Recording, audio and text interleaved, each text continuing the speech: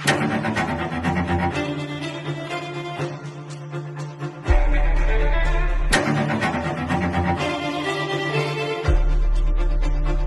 nga pala, si Crisostomo Ibarra.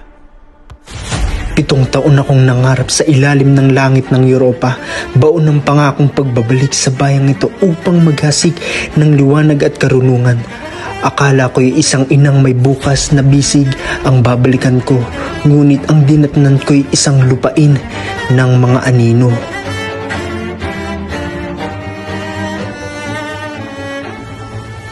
Isang bayan na nakaluhod sa paanan ng mga mapagpanggap na banal, ginagamit ng relihiyon upang bulagin ang mga Pilipino. Sabi ko noon sa aking puso, tunay nga ang kasamaan ay hindi nagbubunga ng kabutihan, ang lason ay hindi kailanman nagiging gamot, ngunit tila bingi ang langit sa ating mga daing.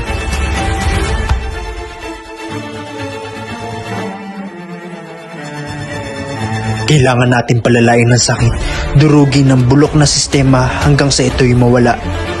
Mamamatay akong hindi man lamang nakita ang maningning na pagbubukang liwayway sa aking bayan.